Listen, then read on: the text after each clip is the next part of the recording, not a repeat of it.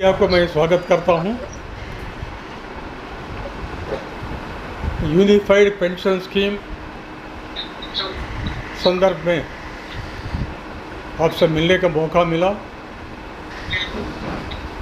आपको थोड़ा बैकग्राउंड में एक्सप्लेन करेगा। 1953 में ओल्ड पेंशन स्कीम थी, नॉन कंट्रीब्यूटरी पेंशन स्कीम थी। 22 तारीख दिसंबर 2003 ऑर्डिनेंस माध्यम से भारत सरकार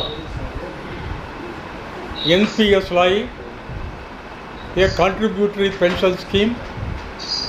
कर्मचारी का तनख्वाह में से डिडक्शन करना और सरकार का कंट्रीब्यूशन वो मार्केट में इन्वेस्ट करना, वो मार्केट का जो इनकम मिलेगी वो इनकम पेंशन माध्यम से डिस्ट्रीब्यूट करने का नेशनल पेंशन सिस्टम जनवरी 2004 से इम्प्लीमेंट किया। बाद में इसका विपरिणाम ये थी, 17 साल 18 साल सर्विस करे से बाद भी जब कर्मचारी रिटायरमेंट सुपरएन्युएशन में रिटायरमेंट लिएगा, वो कर्मचारी को गारंटीड पेंशन नहीं थी। ये संदर्भ में जब भारत सरकार pension review committee T V Somanathan ji का नेतृत्व में कॉन्स्टिट्यूट किया, कमेटी के सामने national federation of Indian railwaymen एवं जेसीएम नेशनल काउंसिल, मैं जेसीएम नेशनल काउंसिल का लीडर हूँ, B C Sharma JCM national council का स्टैंडिंग कमेटी मेंबर है। हम सोमनाथन कमेटी के सामने विस्तार रूप में एक्सप्लेन किया नया पेंशन स्कीम का नेगेटिव इम्प्लीकेशंस और कितना नुकसान हो रहा है, गारंटीड पेंशन नहीं मिलती, क्या हम एक्सप्लेन किया। ये संदर्भ में हम उदाहरण भी कोट किया। जो कर्मचारी डिफेंस में 17 साल नौकरी किया, सुपरएन्युएशन माध्यम से रिटायर होगा, नया पेंशन मिली 4,900 एनपीएस स्कीम। इस हम 3 उदाहरण दिया। ये एनपीएस ये नो पेंशन स्कीम है, ये सोशल जस्टिस करने में विफल हो गई, ये स्कीम रद्द करना चाहिए। ये एनपीएस अबॉलिशन इशू पे हम संघर्ष भी किया। 10 तारीख अगस्त रामलीला मैदान में एक महाप्रदर्शन भी किया, भारत सरकार को अल्टीमेटम भी दिए, बाद में हड़ताल का नोटिस सर्व करने का निर्णय भी लिए। सरकार रिक्वेस्ट की, डेफर करो, टाइम दो, वहाँ टाइम दिए। 15 तारीख जुलाई 2024 chairman pension review committee Somanathan ji का इन्विटेशन मिली, हम गए, हम डिस्कशन किया। वो टाइम पे एक ब्रॉड अग्रीमेंट आ गई, टोटल अग्रीमेंट नहीं है, ब्रॉड अग्रीमेंट आ गई। तनख्वाह में आधा, रिटायरमेंट टाइम पे जो तनख्वाह है, तनख्वाह में आधा देने का गारंटी, प्लस डियरनेस अलाउंस देने का, महंगाई भत्ता भी देने का एक अंडरस्टैंडिंग पे हम आ गए। और जब सर्विस पे कम भी है, minimum guaranteed pension, assured pension 10,000 रुपया प्लस डीए, ये भी एग्री किया। और फैमिली पेंशन, पेंशनर का डेथ के बाद में परिवार के पेंशन के लिए फैमिली पेंशन भी पेंशनर का पेंशन में 60% देने का भी एक अंडरस्टैंडिंग पर आ गई। और कमिटी ने इंसिस्ट किया 25 साल क्वालिफाइंग सर्विस चाहिए। जब 25 साल क्वालिफाइंग सर्विस फुलफिल करेगा, वो कर्मचारी को गारंटीड पेंशन तनख्वाह में आधा, मीन्स 12 महीने का तनख्वाह लेके एवरेज करके उसमें आधा देने का एक प्रपोजल चेयरमैन से आया। हम इंसिस्ट किया ये 20 साल करिए, लेकिन 24 तारीख अगस्त कैबिनेट निर्णय और JCM स्टाफ साइड का मीटिंग भी हुआ प्रधानमंत्री जी से। वो मीटिंग के बाद में अनाउंसमेंट भी किया भारत सरकार, उसमें क्वालिफाइंग सर्विस 25 साल फिक्स किया।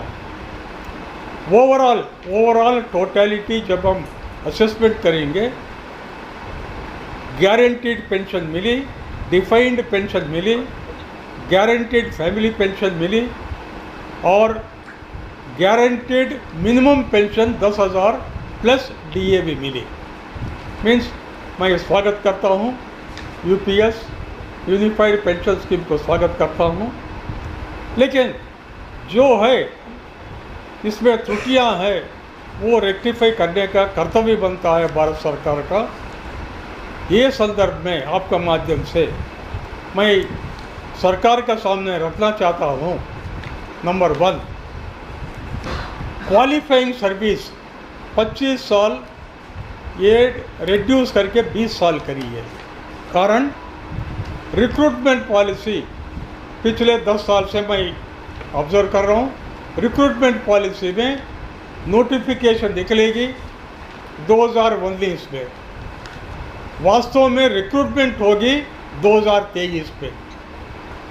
उदाहरण रेलवेज में 1/2019 एम्प्लॉयमेंट नोटिस, भारत सरकार रेल मंत्रालय ने नोटिस इश्यू किया 2,30,000 वैकेंसी भरने के लिए 2019 में, लेकिन पैनल निकली मई 2023 में।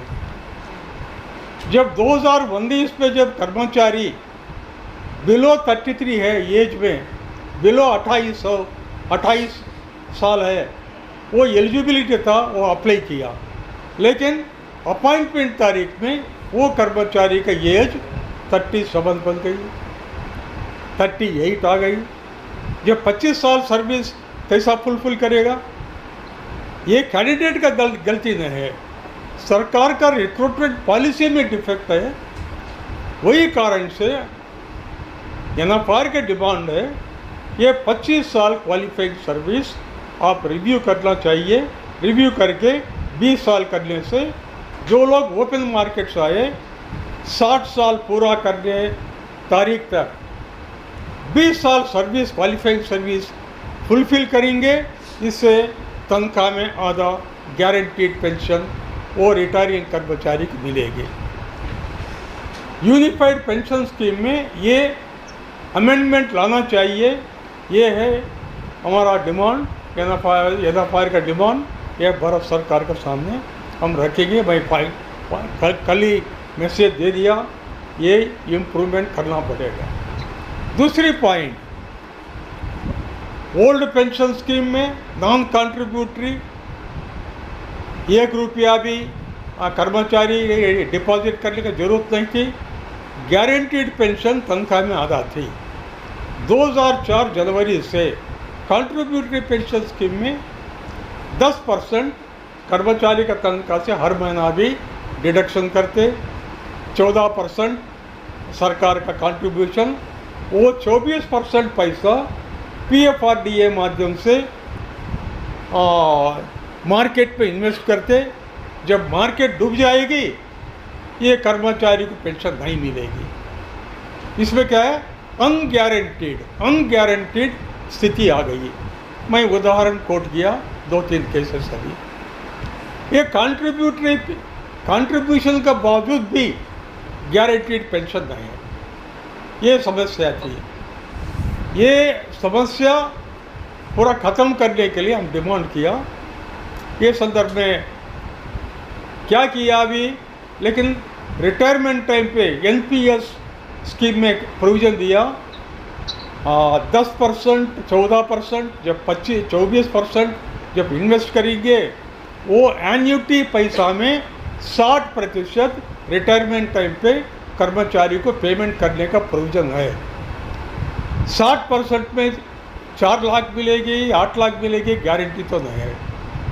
अभी यूनिफाइड पेंशन स्कीम में वो एन्युटी पेमेंट का वो प्रोविज़न ख़त्म कर दिया। वो प्रोविजन ख़त्म कर दिया। लेकिन हम डिमांड किया, जब मेरा कर्मचारी 10% कंट्रीब्यूट किया हर महीना, मेरा कर्मचारी रिटायरमेंट टाइम पे, उसे हाथ में थोड़ा कैश तो देना पड़ेगा। आप खाली हाथों से घर भेजने का गलत है, हम बोल के पेंशन रिव्यू कमेटी के सामने मिनट्स में मैं ये रिकॉर्ड करके अमेंड करके दे दिया। वो पॉइंट पे अभी भारत सरकार क्या की, लमसम कैश पेमेंट नाम पे, अंग्रेजी में बोलते लमसम कैश पेमेंट नाम पे, तनख्वाह में 10%, 6 महीने का एवरेज तनख्वाह में 10%, वो सर्विस और टोटल सर्विस का हम कैलकुलेट करके लमसम कैश पेमेंट रिटायरमेंट तारीख पे पेमेंट करेगी अंडर यूनिफाइड पेंशन स्कीम। ये डिविजन आया। मेरा कहना क्या है, ये 1/10 आप बोले, इसमें लिखे आप भारत सरकार का ऑफिशियल नोटिफिकेशन में लिखा 1/10 of monthly emoluments pay plus DA as on the date of superannuation.